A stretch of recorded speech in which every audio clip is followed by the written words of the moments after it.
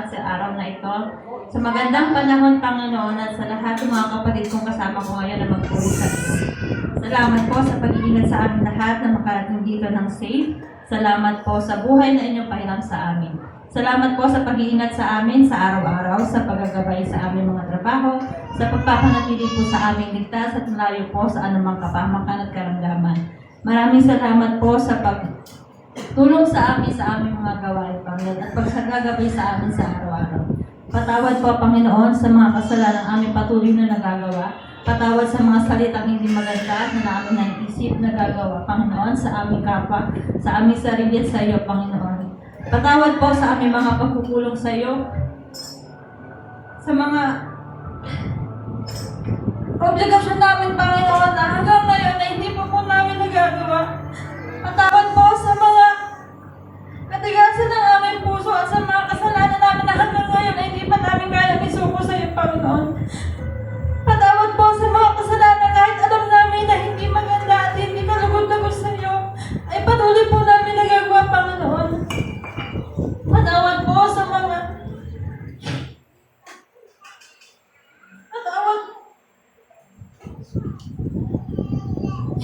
Patawad po, Panginoon, dahil hanggang sa ngayon na hindi ko po naaakay aking pamilya sa iyong banal na harapan, Panginoon. Patawad po dahil wala po ako nagawa ng time na hindi sila sa Bible study, Panginoon. Tulungan niyo po ako.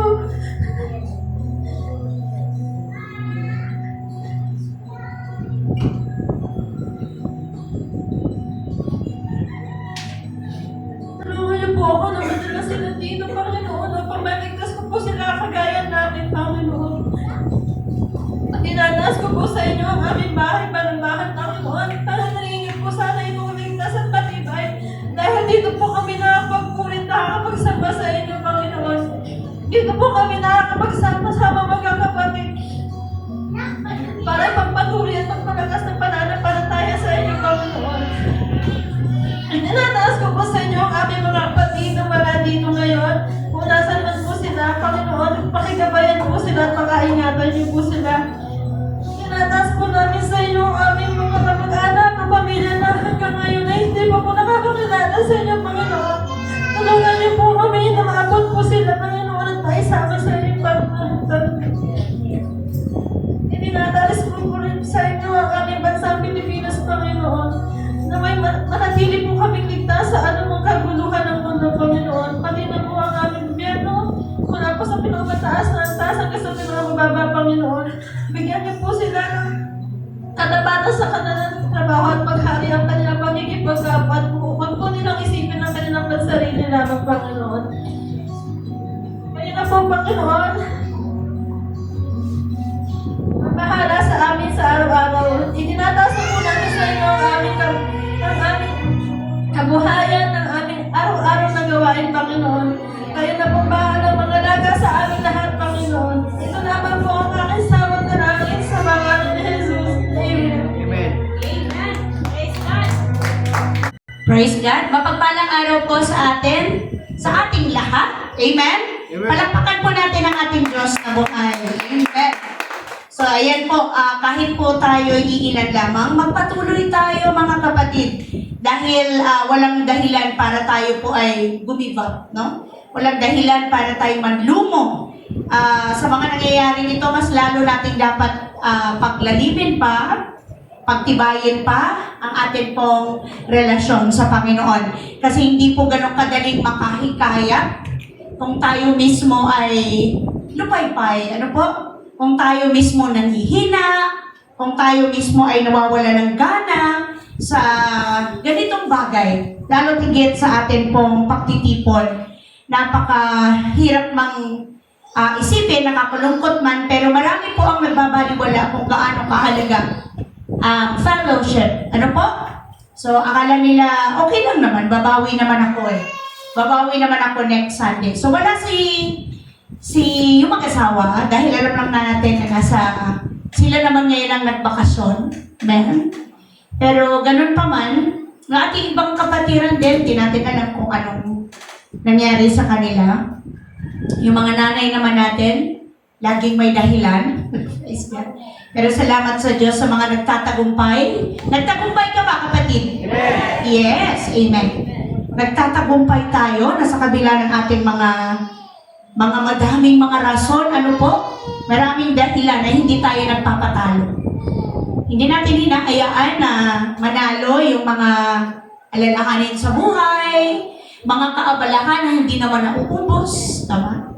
Mga kapaguran na hindi natatapos, dahil hanggat may hininga ka kapatid, kaakibat dyan yung mga responsibilidad, sabi nga kanina sa prayer, yung mga tungkulin natin, obligasyon bang maituring, yan po yung duty mo sa Lord na kadalasan ay hindi natin nabibigyan ng prioridad, no? Pwede din siguro natin aminin na ni masingit man lang, hindi natin magawa. Pero andun tayo sa paghingi sa Diyos ng sapat na lakas at katatagan na rin at katapangan na sa kabila ng ating maraming mga ginagawa na paulit-ulit ay mabigyan natin ng pagbibigay halaga yung mga bagay na may kinalaman sa dahilan kung bakit hanggang ngayon nandito tayo.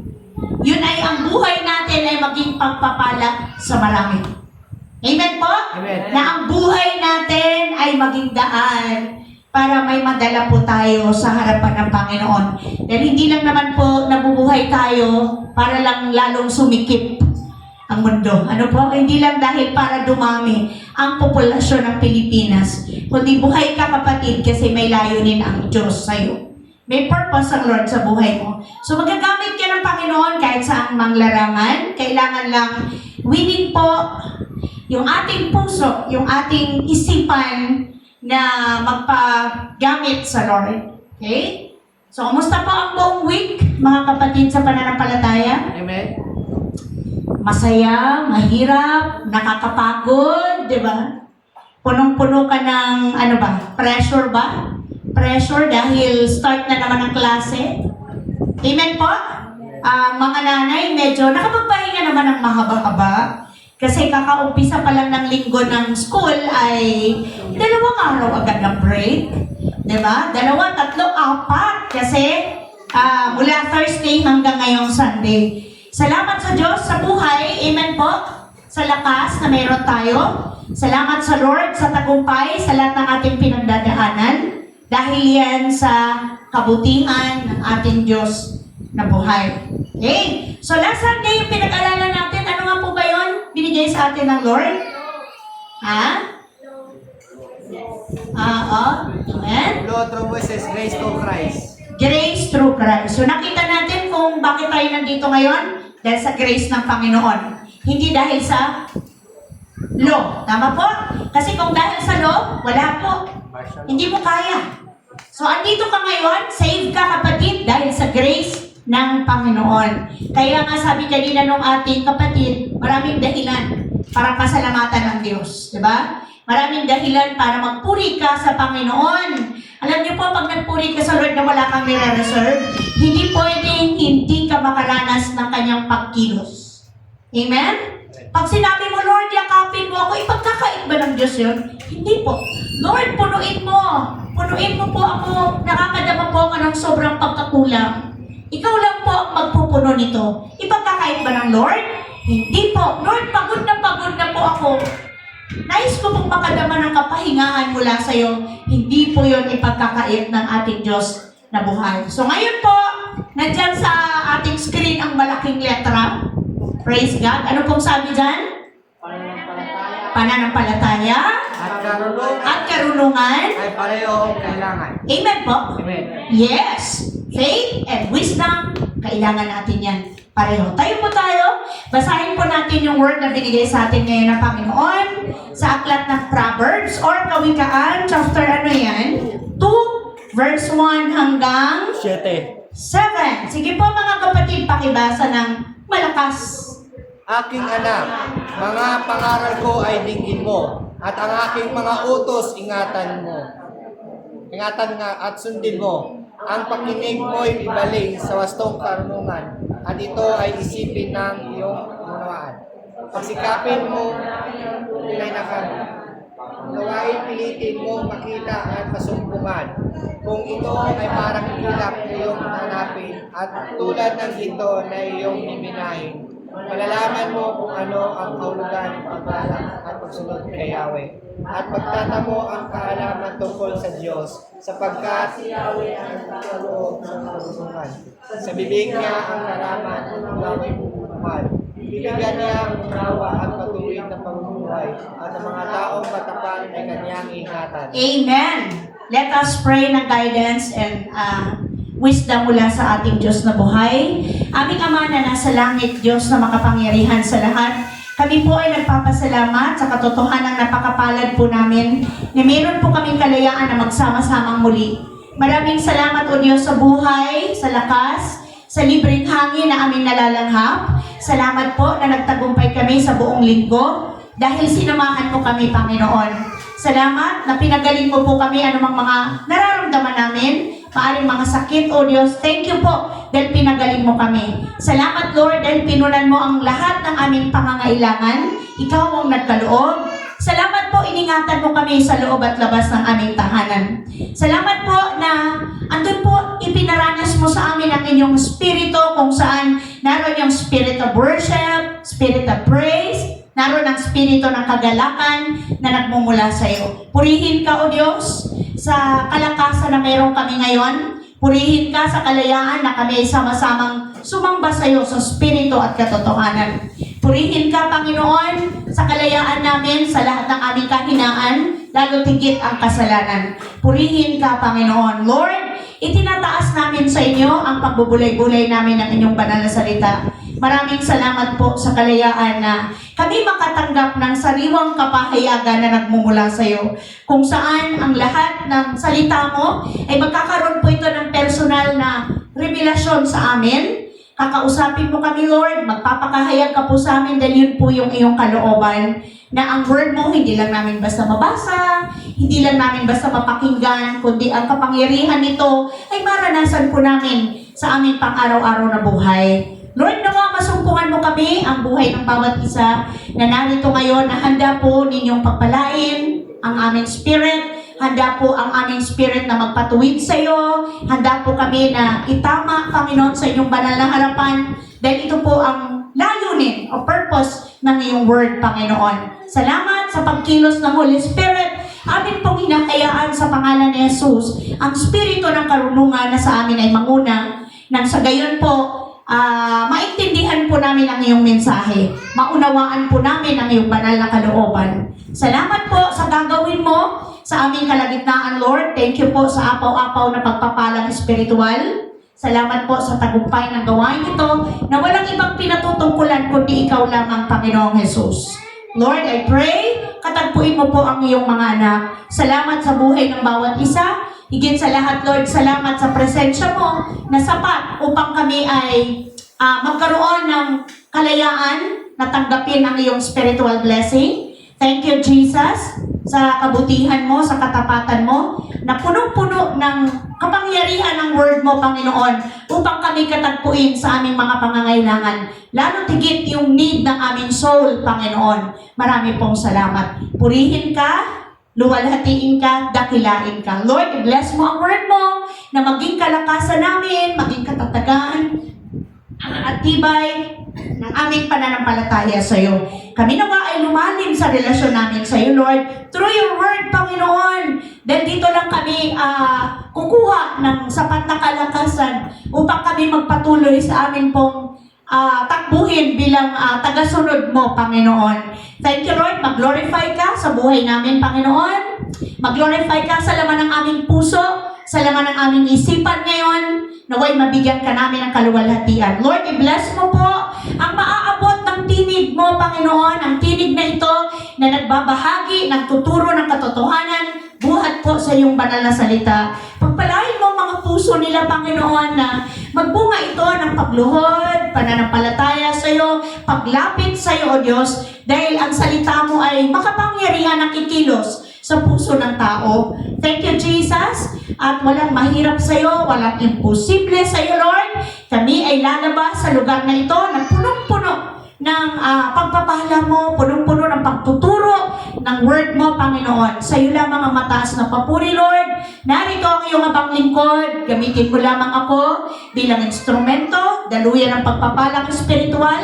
Ikaw ang maitaas at mabigyan ng karangalan. Ikaw lamang ang mabigyan namin ng kaluwalhatian. Sa iyo lamang po ang mataas na papuri, pagsamba at pagluwalhati. Ang lahat ng handang mapagpala ay magsabi ng Amen. Amen! Amen at amen. Makaupo na po tayong lahat. Glory to God.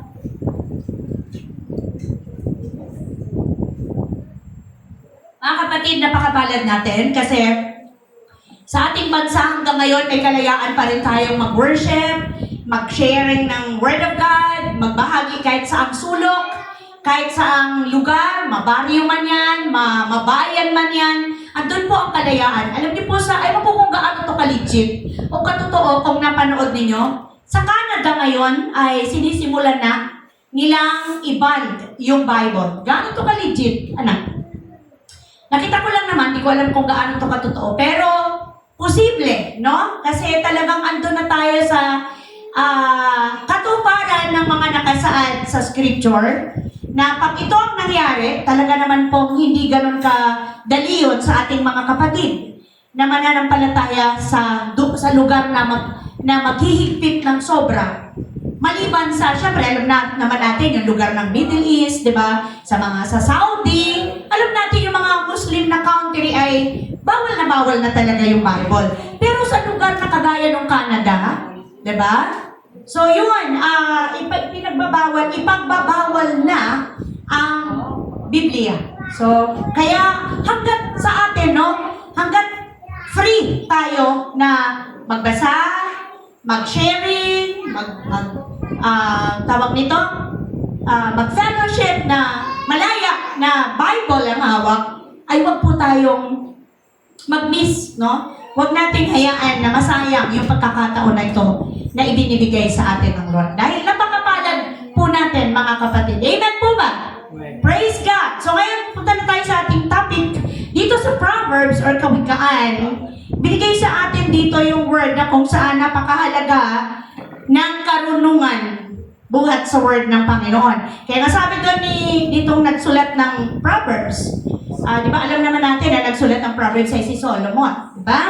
So sabi, aking anak, ang mga pangaral ko ay dinggin mo, at ang aking mga utos, ingatan at sundin mo.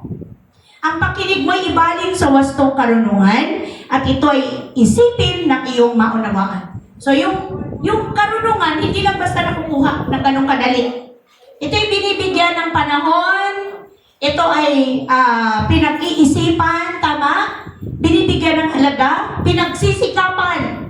At sabi sa 3, pagsikapan mong hanapin ang tunay na kaalaman, pag-unawa ay pilitin mong makita at masumpungan. Malalaman mo kung ano ang kahulugan ng paggalang at pagsunod kay Yahweh, at matatamo ang kaalaman tungkol sa Diyos. Sapagkat si Yahweh ay nagkakaloob ng karunungan, sa bibig niya ang kaalaman at unaway bumubukan.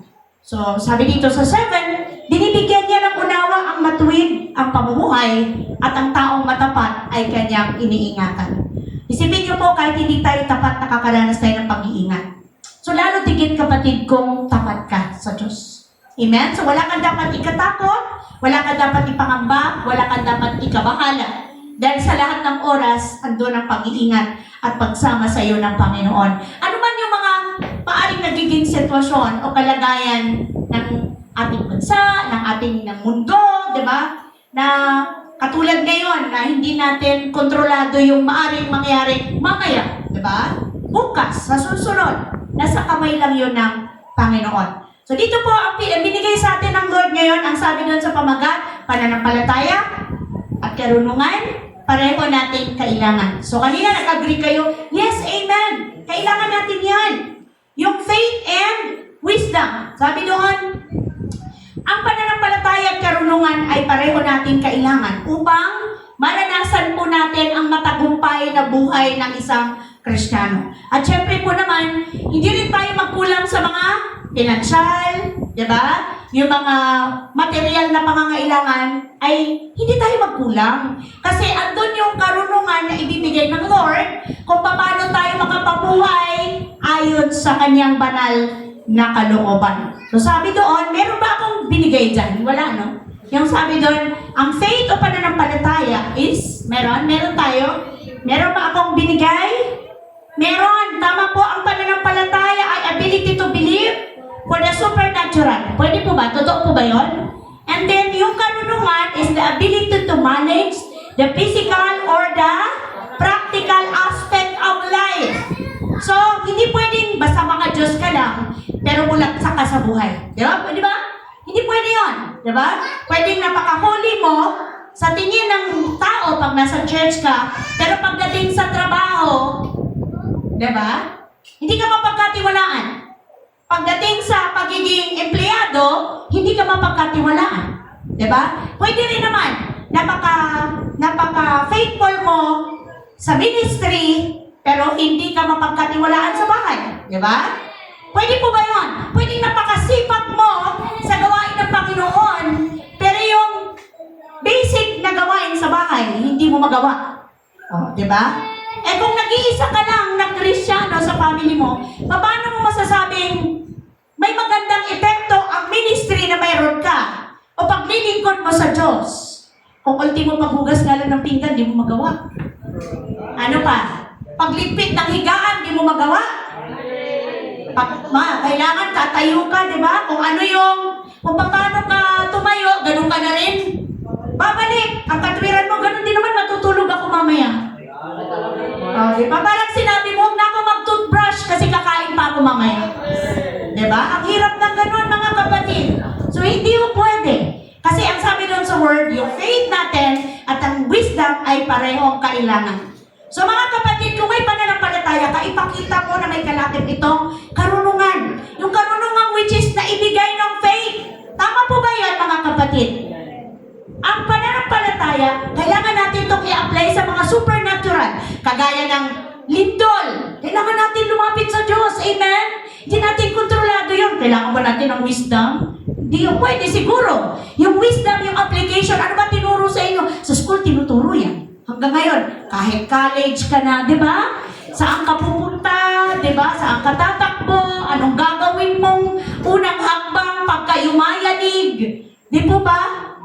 Oo. Sabi nga ni aming Paul George, habang nagtatawag daw yung kanyang teacher, natatawa na si Sister Dina, wala pa man.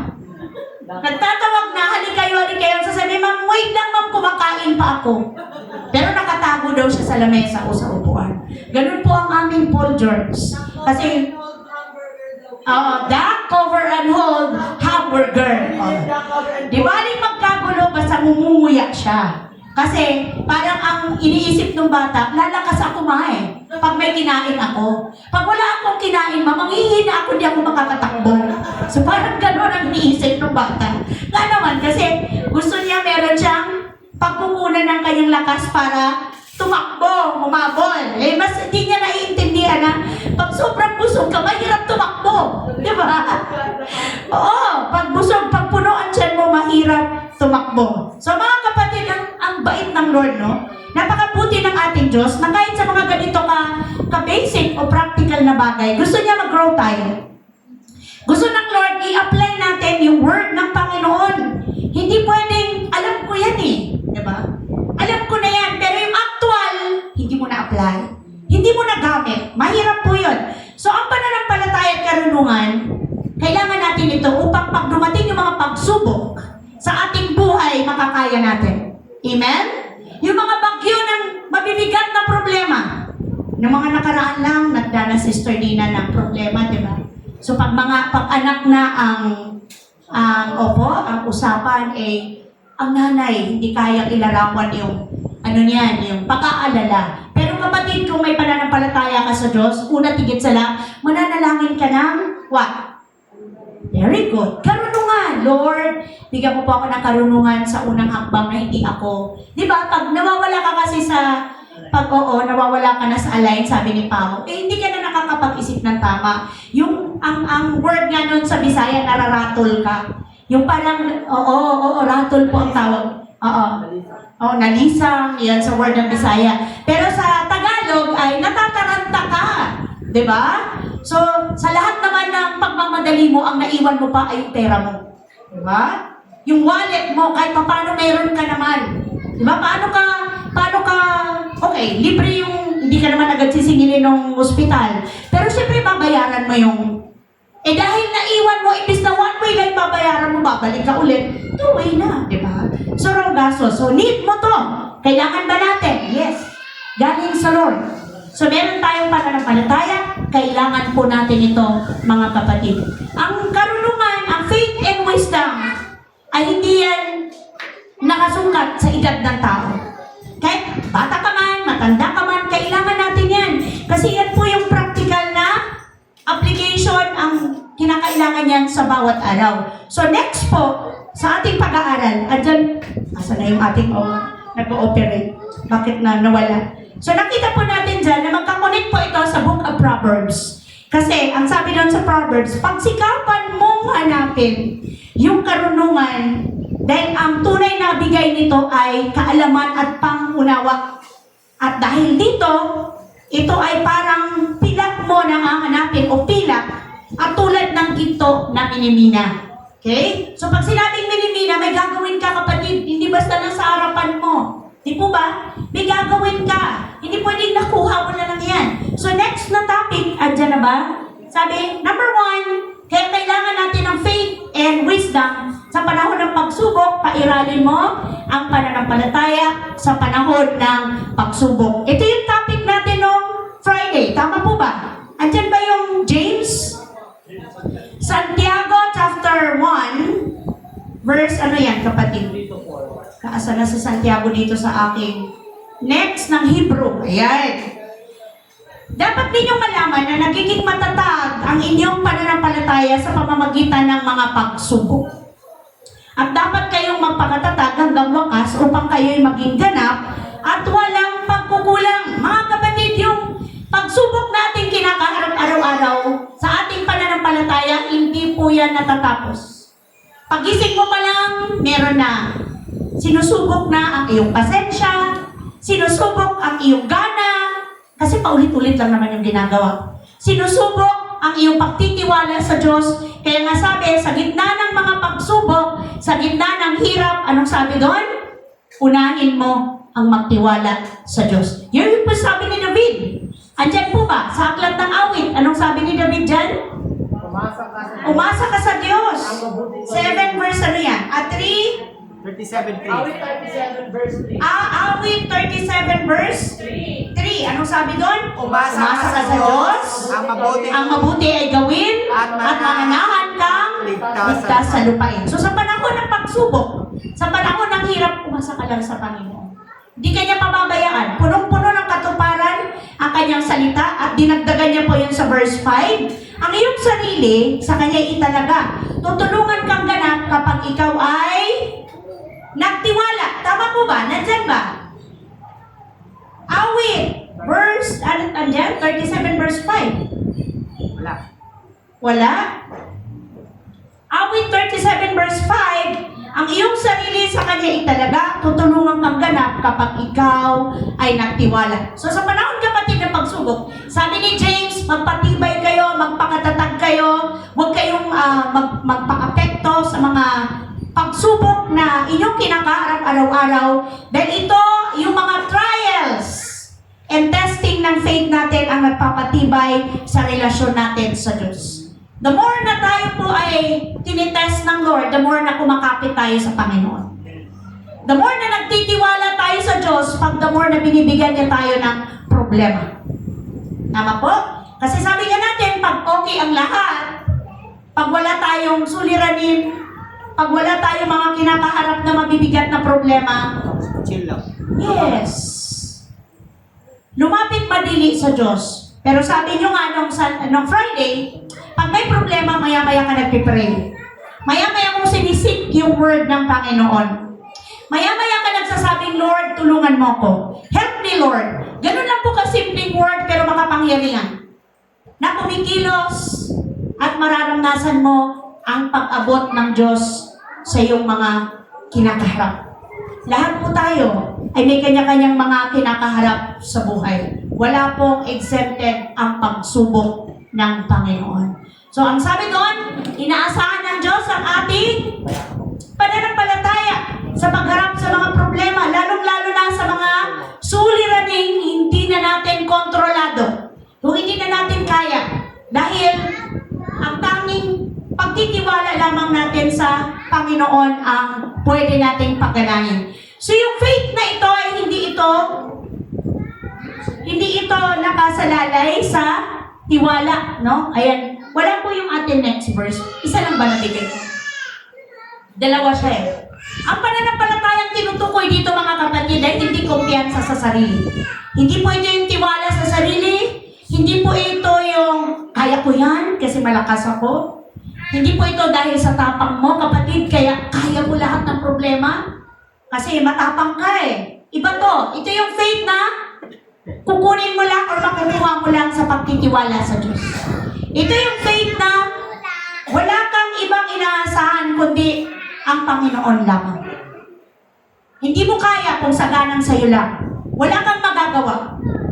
So sabi dito, meron pa po ba? Sa gitna ng mga bagyo, sa gitna ng mga pagsubok, kailangan natin ang pananalangin or faith dahil ito ay may magagawa sa akin at sa'yo. So mapag-aaralan natin dyan, number 1 mga kapatid, kung anong magagawa ng pananampalataya, ano yung magagawa nito sa atin. Sabi doon, number 1, kailangan natin ang faith or pananampalataya sa oras ng Oo, di ba pag nagpe-pray ka, di ba minsan nag-pray ka na, may lagnat pa rin. Katulad kahapon, si Cedric kumain lang ng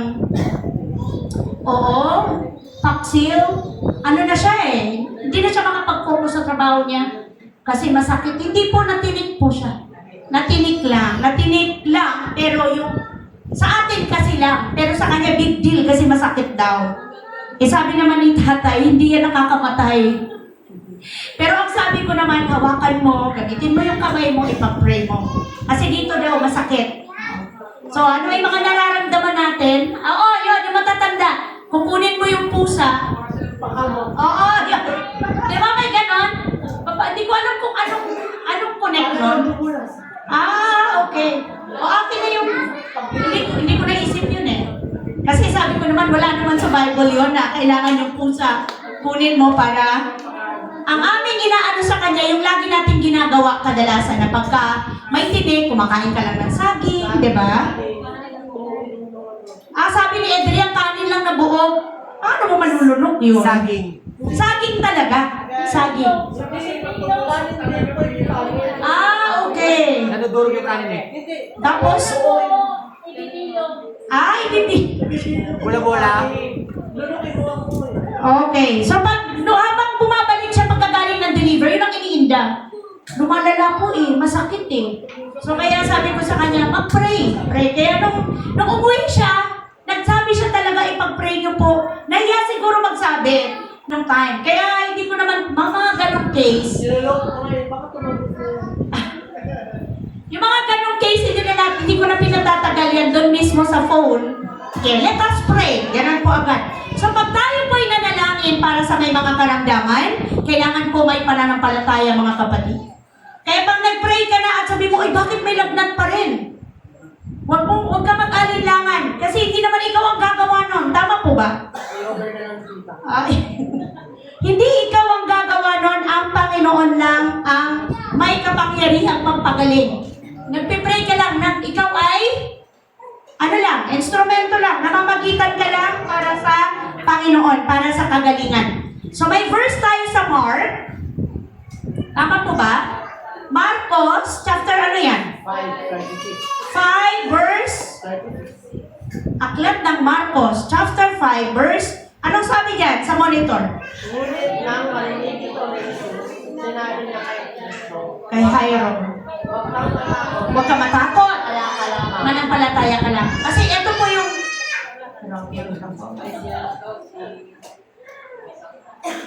Opo, ito po kasi yung kwento. Si Jesus o si Jesus ay sumakay sa bangka at bumalik sa kabilang ibayo. Nasa baybayin pa lamang siya ng lawa, dinumog na siya na napakaraming tao. Marcos 5, verse 21. Naroon din ang isang tagapamahala ng sinagoga na ang pangalan ay Jairo ba to o Jairo? Jairo, pagkakita kay Jesus, siya'y lumuhod sa paanan nito at nagmakaawa. Nag-aagaw buhay po ang anak kong dalagitan. Maawa po kayo, sumama kayo sa akin at ipatong ninyo sa kanya ang inyong kamay upang siya ay gumaling at mabuhay. Paki-note po yung Mark chapter 5 verse 23. Ito po yung basihan natin ng pagpatong ng kamay sa mga may karamdaman. Mark chapter 5 verse 23. Sumama naman si Jesus, ngunit sumunod din sa kanya ang napakaraming tao, kaya't halos maipit siya. 25. Kasama rin doon ang isang babaeng 12 taon nang dinudugo. Hirap na siya sa sakit na yon. Marami ng doktor ang sumuri sa kanya. Naubos na ang kanyang ari-arian sa pagpapagamot, ngunit hindi pa rin siya gumagaling sa halip. Lalo pang lumala ang kanyang karamdaman. Nabalitaan niya ang tungkol kay Jesus. Kaya nakipagsiksikan siya hanggang sa makalapit siya sa likuran ni Jesus at hindi po ang damit nito. Sapagkat iniisip niyang mahipo ko lang ang kanyang damit, gagaling na ako. Grabing Satan. Hipo niya lang yung damit ni Jesus. Agad niyang tumigil ang kanyang pagdurugo at naramdaman niyang magaling na siya. 30. Naramdaman agad ni Jesus na may kapangyarihang lumabas sa kanya. Kaya bumaling siya sa mga tao at nagtanong, sino ang humipo sa aking damit? Tinanong niya ba yun dahil di niya alam? Alam niya. Alam niya. Pero bakit niya kailangan tanongin? Para mahayag ang kaluwalhatian ng Diyos. Okay. Imposible kasi hindi niya alam, di ba? Kasi siyempre sasabihin ng mga tao, ano ko ba? Ba't di mo alam? Na? Hindi nila naiintindihan kasi ang scripture. So sumagot ang kanyang mga alagad, nakikita po ninyong napakaraming nagsisiksikan sa paligid ninyo. Bakit po ninyo itinatanong kung sino ang humipo sa damit ninyo? Subalit lumingon-lingon si Jesus upang tingnan kung sino ang humipo sa damit niya. Palibhasa'y alam ng babae ang nangyari. Siya'y nanginginig sa takot. Lumapit kay Jesus, nagpatira pa at ipinagtapat ang buong katotohanan.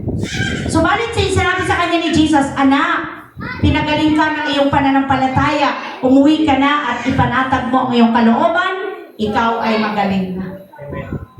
35. Habang nagsasalita pa si Jesus, may ilang taong dumating mula sa bahay ni Jairo. Yun, very good, ni Jairo. Patay na po ang inyong anak. Huwag na po ninyong abalahin ang guro, sabi nila. Kasi di ba yun yung una, nagmamakaawa yung Jairo? Pero dahil hindi makadaan si Jesus sa dami ng kanyang fans. BTS. Oo, ang dami. Ngunit nang marinig ito ni Jesus, sinabi niya kay Jairo. Ano sinabi niya? Huwag kang matakot, manampalataya ka lamang. So yun ang lagi natin. Ka lamang. Oo. Yun dapat ang laging naroon na nang bumubulong ang Lord. Huwag ka matakot, manampalataya ka. Patong mo kamay mo. Ay, ayoko. Lalo na ako ngayon. Huwag na po, baka... Layover mo. Opo. Huwag na po, Lord, baka ibis gumaling eh. Kaya pala, nag-chat na lang si ano. Nag-chat na lang si Seth. Huwag po tayong matakot. Kasi ang sabi doon, huwag kang matakot, manampalataya ka lamang. Hindi ikaw ang gagalaw sa lahat ng mga gagawin mo, kundi ang Diyos. So, antayin mo pa ba yung elders, yung leaders? Antayin mo pa ba si kapatid para i-pray yung iyong may sakit? Lahat tayo may authority. Amen? Amen. In Jesus' name. Kung may chance na marami tayong mag-pray, mas mainam. Pero kung ikaw lang, huwag mo nang antayin. Amen? At yun yung ginawa ni Sister Sally bago tayo dumating. Before pa man kapatid, humingi ka ng tawad sa iyong mga kasalanan. At salamat sa Diyos. Hindi mo kayang gawin yun kung ikaw mismo hindi ka nakakaranas. Nagawa mo yun kasi ikaw mismo, naranasan mo ang kapatawaran mula sa Diyos. Naranasan mo ang bisa ng salita ng Panginoon. Kasi kung hindi, mag-aalaman ka, hindi ko nga alam yun, wala nga ako, alay ko dyan. Anong, di ko ba? Pero kung alam mo kung ano ang tayo mo sa iyong faith, gagawin mo. Halimbawa, nasa trabaho ka, may sinabihan ng bad spirit. Anong gagawin mo? Una ka bang magtatago? Una ka bang manginginig? Una kang tatakbo? Video. Okay, yun. Para meron kang ano, no? Hindi totoo ngayon yan. Kahit anong mga pangyayari, nauuna talaga. Nauuna. Kasi di ba, kagaya nung lindol na nangyari. Nauuna talaga yung pagbibideo. May mga positibo rin namang epekto yung video na yan. Pero ikaw na anak ng Diyos, lagi mong isa-isip, kaya ka naka-witness ng ganun kasi gagamitin ka ng Lord. Tama ba? Tama ba? Hindi para takasan, hindi para tumakbo, kaya nga dapat lagi kang ready kasi kung hindi ka ready din, huwag na lang. Kasi pwede kang, pwedeng lumipat sa'yo. Pag kayo may dala-dala kang kasalanan, kapatid, pagtatawanan ka ng masamang espiritu. Ikaw sa'yo mismo tatalon. Amen? Totoo po yan. Sabi yun sa Bible. Hindi po yan kwento-kwento lang. Kasi yung mga taong ginaya nila yung mga apostol, nagpalaya sila. Anong sabi ng mga demonyo? Si Apostol Pablo. Oo, kilala ko. Si Jesucristo, kilala ko. Ikaw, sino ka? Kaya, di ba? Mahirap yun. Kaya, siguraduhin natin na puno tayo ng word. Pangalawa po, meron ba dyan? Kailangan natin ng faith sa favor and provision ng Lord. Amen po ba? Amen. Kasi kung sa'yo lang, ay, hindi ko kailangan yun kasi maayos ang flow ng aking hanap buhay. Maayos ang flow ng aking resources. Talaga? Hanggang kailan yan? Anong sabi ng Lord? Ano yan? Philippians 4:19? Anong sabi niya? At buhat sa kayamatay. Hindi mauubos. Kailangan ng Diyos, ibigay niya ang lahat ng iyong kailangan sa pamamagitan ni Kristo Jesus. Sa English nga, maganda yun eh. And my God shall supply all my needs according To His riches. to His riches and glory by Christ Jesus. So kapatid, hindi according sa ating hanap buhay, sa ating negosyo, hindi according sa ating trabaho, hindi according sa ating sideline, kundi according sa, anong sabi diyan? Buhat sa kayamanang hindi mauubos. Doon magmumula ang provision ng ating Lord. Next po na itinuturo sa atin, anong sabi diyan? Faith. Kailangan natin ng faith. Sa paghahanap, umarap tayo sa pagsubok at tukso. Amen po. Kailangan natin ng pananampalataya. Pag humarap tayo sa mga pagsubok, yes. Anong sabi diyan sa Santiago? Meron po bang Santiago? Meron. Chapter 1, verse ano yan kapatid? 13:14. 13, verse, huwag sabihin ni numan. Tama po ba? Na tinutukso siya ng Diyos kapag siya'y dumaranas ng pagsubok. Sapagkat ang Diyos ay hindi maaring matukso at hindi rin naman niya tinutukso ang kahit Sino? Yes! Kaya wag mo sabihin, tinutukso ako ng Diyos. No. Anong sabi ditong next? Natutukso ang tao kapag Siya ay naakit naakit at nagpapatanga at nagpapatangay sa kanyang sariling pagnanasa. May hanggang 15 lang ba yan? 14 lang. 14. Oo. So, ang 15 ang sabi, ang pagnanasa kapag naitanim sa puso ay nagbubunga ng kasalanan. At ang kasalanan sa hustong gulang ay nagbubunga ng kamatayan. So, matindi po, mabigat, pero may katotohanan. Ang mahirap na kamatayan dito ay yung kamatayan na relasyon ng tao sa Diyos. Yung dahil sa kanyang pagnanasa at tatukso sa mga bagay na makamundo, namatay ang relasyon sa Diyos. So, mahirap po yun. So, pag tayo po ay dumaranas ng mga pagsubok, sa iba't ibang uri ng mga pagsubok, problema sa pera, problema sa pamilya, problema sa trabaho, diba? Ano pa? Pagsubok sa tukso, kailangan natin ang pananampalataya sa Diyos. Kasi kung wala, hindi mo kaya. Amen po ba mga kapatid? Hindi natin kaya. Dahil sa Lord lang tayo kukuha ng lakas. So ang pananampalataya mga kapatid ay may dalawang lugar sa ating katawan. Saan yun? Nandyan ba? Nilagay mo? Puso. Ano yun? Una, Puso. heart. Diba? Nanampalataya ka mula sa puso. Meron ba?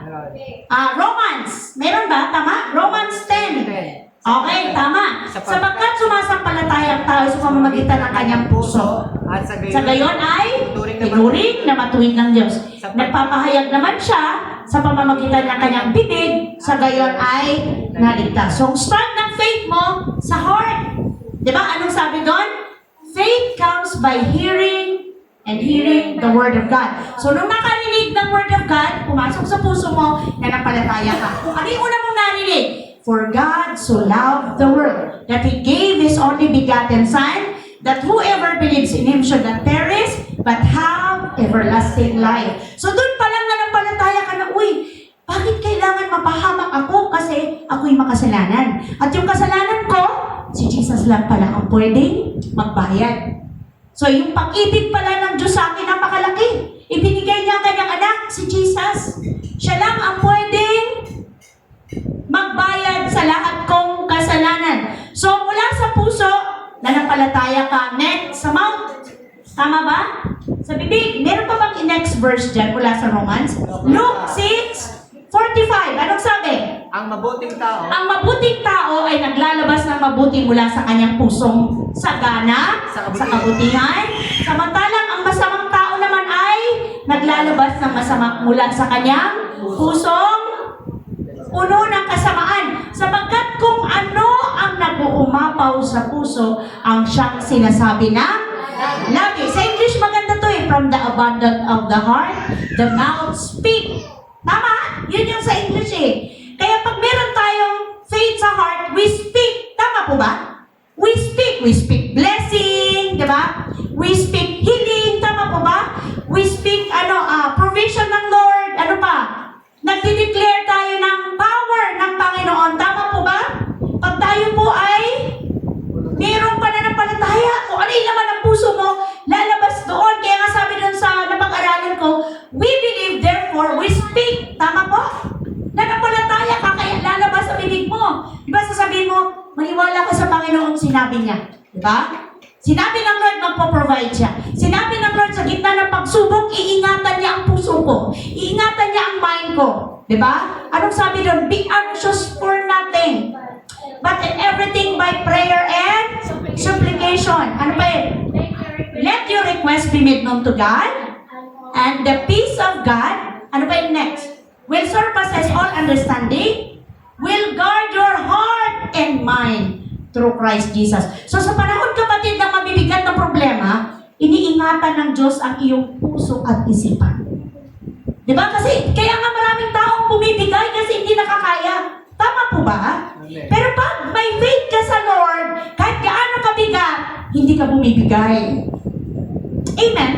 Kasi mayroong nagkokontrol, mayroong kang katuwang, mayroong gumagalaw, may kumikilos sa kalooban mo, lalo tigit sa isipan mo, may peace ka. Di ba? Pag marami tayong bayarin, nandiyan na si due date. Aminin natin o hindi, yung maging totoo tayo, hindi maalis na hindi tayo mag-alala. Di ba? Lalo din higit, wala, yung due date kasi walang ano yan eh, walang extension. Di ba? Ano ba yung mga bill natin na walang extension? Bukod sa ilaw, tubig. Gilo, Oo. Gilo, ano pa? Skyro, Oo. Kami meron atomic. O, di ba? Oo, marami po, marami. Marami yung minsan pagka lumagpas ka sa June na date na sinasabi dyan. penalty. Opo. Oo, yung amin nga lang 2007, nagulat ako, sabi ni Kim, naka-ano na to, na automatic naka-plan. Yung tinimes sa 3 months, tumubo ng 600. So isipin nyo, yung 2.7 naging 3.3. So, buwan-buwan, tumutubo siya ng 200 pesos. Diyan mabilis sila sa interest. Kasi pagka ginamit mo yung card, kunyari groceries, wala pong patong. Walang interest. Kasi pag nag-grocery kami ng 6,000, tinitingnan namin, pareho lang naman. Mag-grocery ka ng 4,000, 5,000. Pag lumagpas ka pala, dun na. Dun na sila, oo. Wala bang ano yun, anak? Yung presyo ba, hindi yan napapatong? Kunyari, yung item na to, kunyari 10. Hindi ba bang, wala. Yun talaga yun. Okay. Pero yun nga, pag lumagpas po sa due, kasi yung kanilang ano doon, minsan nga, kapatid, wala pang 1 month. Diba? Pag pumasok, pag naggamit ka ng card na malapit na sa cut-off, wala pang 1 month. Tama? Minsan 2 weeks, uy, bakit due date agad? Kakagamit ko lang. Yung pala sabi ni Kim, Maaring, oo, 15 days lang. Hindi kasi expected natin at least 1 month. Oo. Si Judith na. Opo. Pero ang ilaw natin na tubig, 1 month talaga yan.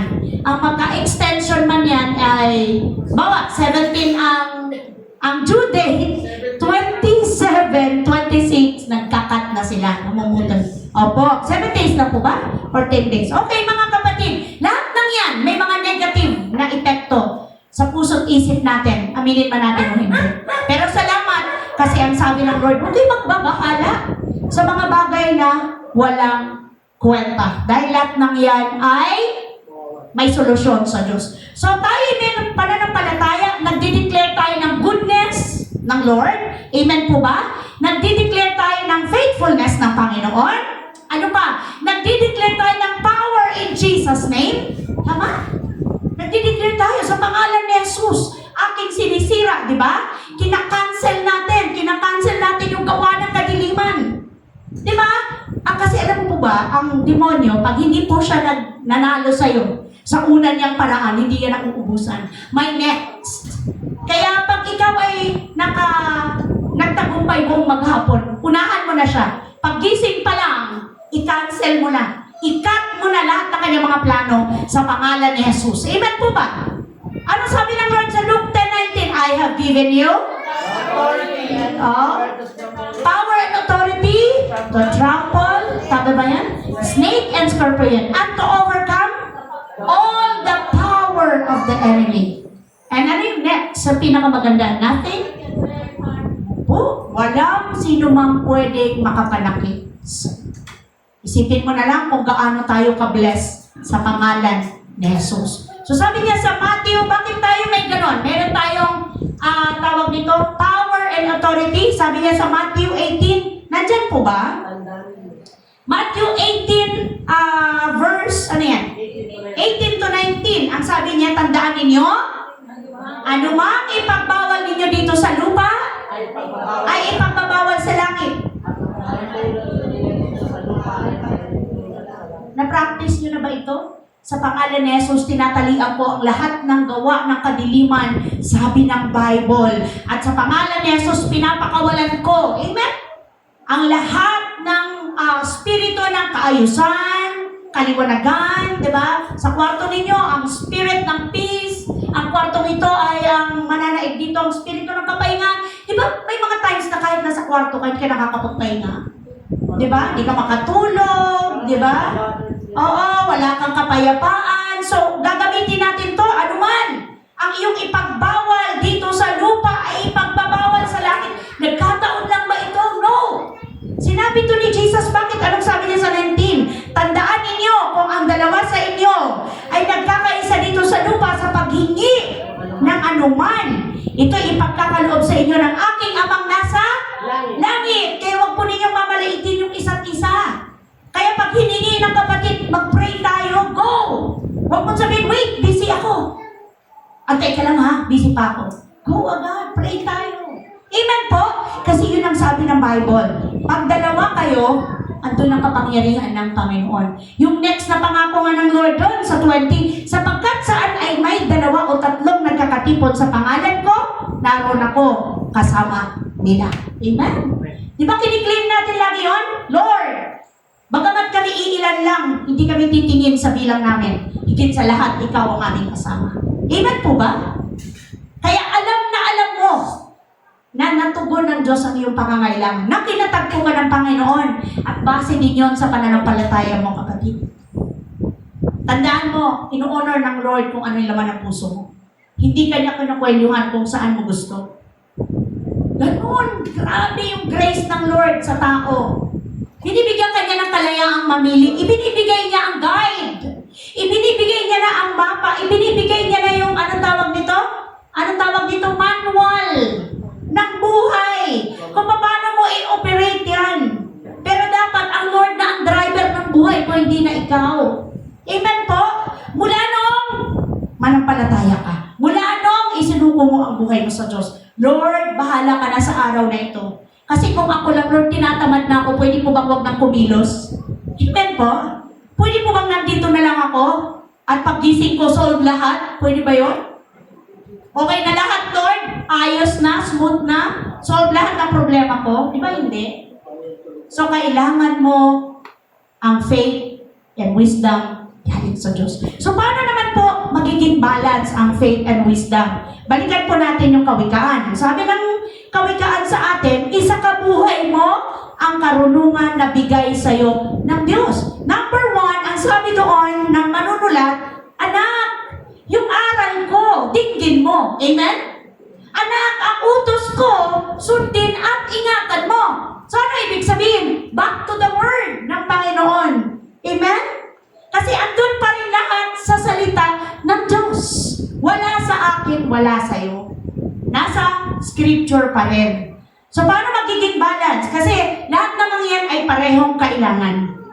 Pero kailangan magamit natin ng tama yung pananampalataya at ang karunungan. Kailangan sabay yun. Kasi hindi ka pwedeng, ulitin ko, hindi ka pwedeng maging maka-Diyos kung problema ka sa bahay, kung problema ka sa trabaho, kung problema ka sa iyong negosyo. Di ba? Kailangan makita yun sa iyo. May pananampalataya ako sa Diyos. Kaya kahit gaano kabigat ang problema, nakikita sa akin ang what?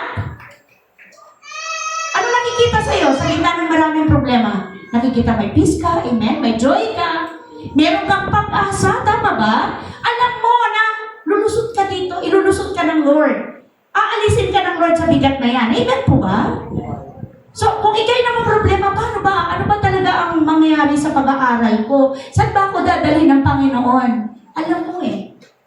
Kung may magtatanong sa'yo, ang Lord ang bahala sa akin. Maganda ang plano ng Diyos sa akin. Pero hindi pwedeng magtutulog ka, kapatid. May gagawin ka. Amen po? Hindi pwedeng humiga ka lang. At i-claim mo yung promise ng Panginoon. Meron kang part. Amen po ba? May duty ka. Gawin mo yung part mo, kapatid. Upang hindi mahirap sa iyo makita ang pagkilos ng Panginoon. Kadalasan, kumikilos ng Diyos. Bakit hindi mo makita? Kasi hindi mo ginagawa yung part mo. Amen? Gusto mo lagi kang binibless. Pero pagdating sa part mo, hindi mo kaya magbigay. Meron pa kang nag-share eh. Lagi daw pong present at on time sa gawain. Pero pagdating sa trabaho, laging late at laging absent. So, paano ka magiging good testimony? Amen po ba? Pagdating sa church, okay lahat sa ministry. Pagdating sa trabaho, hindi mapagkatiwalaan. Diba? Hindi mapagkatiwalaan sa mga bagay na yung mga tipong shadow mo pa lang, matatarantang yung tao. May cellphone ko. Nasaan? Nagigets nyo? Yung bag ko. Nagigets nyo po? Kasi alam mo na yung taong yan hindi mapagkatiwalaan. So, ang hirap nun. So, kailangan may faith and wisdom. Kasi yung wisdom magagamit mo sa, anong sabi doon? Ability to apply, to manage, kung ano yung practical. Di ba? Yung practical na aspect ng buhay natin sa araw-araw. Application yun eh. Di ba? Kapatid, sa pagiging negosyante, kailangan mo ng wisdom galing sa Lord. Paano ka makikipag-negotiate sa mga tao na ang tingin nila sa'yo ay parang yung first impression pa lang sa'yo, yung makapag-deal sa taong yan, ang yabang. O, di ba? Hirap nun. Pero yung first impression pa lang sa'yo, nakakatuwa yung taong yun. Parang ang sarap-sarap mag-invest. Parang ganun, di ba? Ang sarap-sarap maging, anong tawag nun kapatid? Co-owner ba? Business partner. Thank you, anak. Kasi punong-puno siya ng positibo. Tama po ba? Andun ang kanyang perspective na positibo. Yung pananaw niya sa buhay. Yung kanyang pananaw ay hindi nakatuon sa, di ba? Mahirap yung tao, ay wala na yan, wala nang magagawa yan, wala nang pag-asa yan. Mahirap yun. Puro negative. Di ba mas masarap makarinig sa mga tao, kaya yan. Lika, pray tayo. Bahala ang Diyos. Tingnan mo, may magiging resulta. Di ba mas nakaka-lift up? Yung kaysa doon sa katamaan, unlike doon sa kasama natin na laging negative ang sasabihin. Di ba? So, imbis na magpatuloy ka, ayawan na lang. Di ba? Ayawan na lang. Kasi wala kang makuha sa kanya na ikakalakas ng iyong pananampalataya. So sabi doon mga kapatid sa kabigaan, di ba? Ano bang Sabi doon sa next ng kawikaan, sabi niya, meron pa nga po akong hindi yata na ilagay doon. Mapalad ang isang taong nakakasumpong ng karunungan, ang taong nagsisikap ng unawa ay nagtatamo. Higit pa sa pilak ang pakinabang dito, at higit sa gintong lantay ang tubo nito. Sa alimang alahas, higit ang karunungan, walang kayamanang dito ay maipapantay.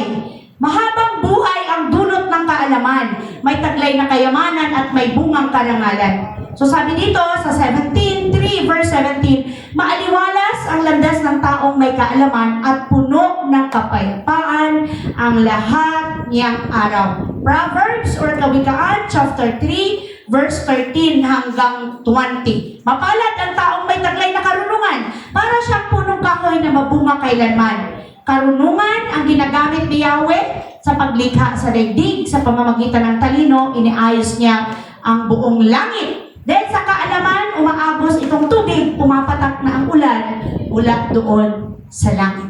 So kung gaano kahalaga yung karunungan na meron ka, kapatid, isipin mo, karunungan ang ginawa ng Diyos, or naging, sabi dito, ginawa ng Diyos ang lahat sa pamamagitan. Ginamit ni Yahweh ang karunungan sa paglikha sa buong daigdig.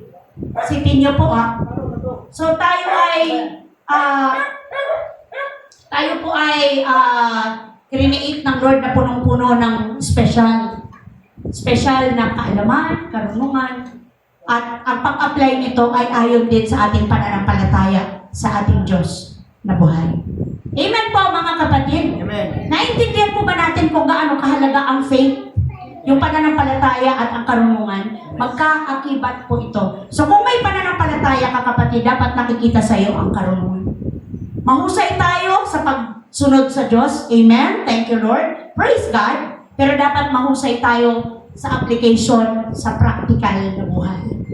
Amen? Sa araw-araw, nakikita sa atin ng mga tao na kung ano yung ating natututunan sa Word of God na a-apply po natin. Yun lang yung bottom line doon. Balik tayo sa Word. Balikan natin ang salita. Kagaya nung sabi dito sa, ano to? Ano na po ba ito? Okay, go. Ano na yun? Pagtatapos na ba yun? Okay, meron. Kaya sabi ng Lord, kailangan mo ng karunungan. Ano sabi ng Santiago? Ngunit kung ang sino man sa inyo ay kulang sa karunungan, ang sabi ng Lord, humingi siya sa Diyos. At siya'y bibigyan sapagkat ang Diyos ay nagbibigay ng sagana at hindi nanunumba. Tayong tao, kahit nga ako Oo, ano ako? Tawag nito, guilty sa bagay na yan. Ito ka na naman. Di ba? Ito ka na naman, nagkamali ka lang, pinatawad ka, ito ka na naman. Pero ang sabi ng Lord, hindi siya nanunumba. So pag humingi tayo sa Diyos, manampalataya tayo, sabi nun sa Bible Pag humingi ka sa Diyos, maniwala kang may Diyos. Maniwala kang kikilos siya. Maniwala kang ibibigay niya. Di po ba? Kulang, lahat sa atin kulang. Pero ano sabi ng Lord? Ang sino mang kulang, humingi sa Panginoon. Siya ay magbibigay sa atin at hindi nanunumba. So sa pagtatapos natin, mga kapatid ko, sa pananampalataya, pakibasa po. Ang pananampalataya at karunungan ay parehong galing sa salita ng Diyos. Balikan at paglalagyan ng panahon ng salita upang may isang buhay at sasabay ang pananampalataya at karunungan. Amen po? Parehong galing sa Diyos ang pananampalataya at karunungan. Parehong galing sa Word of God. So ulitin ko kanina yung sinabi ko, balikan yung Word. Kasi doon natin makukuha lahat kung paano natin ma-apply. So mayroon ba tayong challenge? Ano yan? Kawikaan ba yan? 7, 1-4. Kawikaan chapter 7 verse 1-4. 1-4. Aking anak, sabi doon, salita ko sana iingatan. Magkakonect ba? Amen. Itanim sa isip, huwag kalimutan. Ang utos ko'y sundin mo upang mabuhay ng matagal. Turo ko'y pahalagahan tulad ng iyong mga mata. Gaano makahalaga ang mata? Pag walang mata, ano mangyayari? Agoy.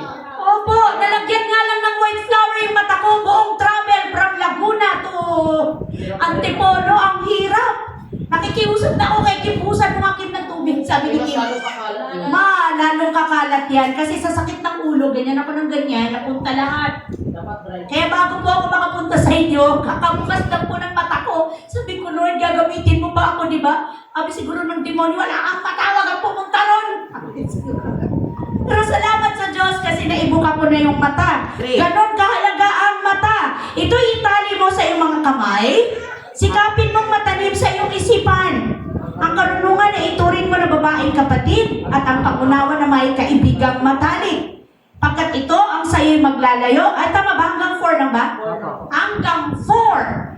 So, yung karunungan, ituring nating babaeng kapatid. Pag ikaw lalaki, mas matanda sa babae, iniingatan mo yung kapatid mo, diba? Princess mo. Diba? Oo. Kaya sabi, ituring mo babaeng kapatid ang karunungan at ang pangunawa na may kaibigang matalik. Diba? Pag may kaibigang matalik, lahat ng sekreto alam niya. Diba? So, alam ng Lord ang kaibuturan ng ating puso, ipaalam natin lahat through the Word of God. Kasi willing tayo. Hindi natin kino-close yung ating heart sa Word ng Panginoon, kundi lagi tayong bukas para sa karunungang kaloob ng Diyos. Amen po ba? Amen. Na-bless po ba tayo sa message ng Panginoon? Amen. Naintindihan ba? Amen. Na ano? Na ang pananampalataya at karunungan ay galing sa salita ng Diyos. So, ang pananampalataya at karunungan ay galing sa salita ng Diyos at mas pareho natin kailangan. So, balikan yung word. Balikan mo. Yun lang yun eh. Opo. Kasi paano mo ma-apply yung faith mo kung wala kang wisdom? So, kailangan mo yan, kapatid. Kaya ba di ba hirap na hirap ka mag-share? Kasi, hindi ka humingi ng wisdom sa Lord. Humingi ka ng wisdom. Paano ka magsimula? Ano ba introduction mo? Iyak muna daw, sabi niyo. Iyak. Iyak talaga siya. Iyak talaga siya ng todo. Kasi hindi niya akalaing sumunod siya. Hindi yung first time niyang maranasan na mag-share sa ganong kadami. Salamat sa Panginoon kasi yan po yung dala dahil sa pagsunod sa conviction of the Holy Spirit. So, purihin ang Panginoon. Palakpakan natin ang Diyos. Amen. Sayang na-miss ng mga kapatid yung kapahayagan ng Diyos. Kaya ito po yung mapalad tayo na hindi tayo nagmi-miss out ng mensahe ng Panginoon kasi yun po talaga ang kailangan natin. Let us pray mga kapatid. Aming Ama na nasa langit, salamat o Diyos sa kapangyarihan ng iyong word. Salamat Panginoong Hesus sa pagsama mo sa amin. Thank you Holy Spirit sa binigay mo sa aming pangunawa, karunungan, kaalaman, na intindihin ang salita ng Panginoon. Salamat o Diyos sa patuloy na pagkilos mo hanggang sa matapos ang gawain ito. Purihin ka sa buhay ng mga anak mo. Thank you Lord na tinugon mo na ang kanilang mga daing. Salamat sa answered prayer. Papuri ay sa iyo lamang Panginoon. Kayo po ang kumumpleto ng mensahe ito sa puso naming lahat. Sa iyo ang mataas na papuri in Jesus' name. Amen. Amen, amen, at amen. Hallelujah, glory to God.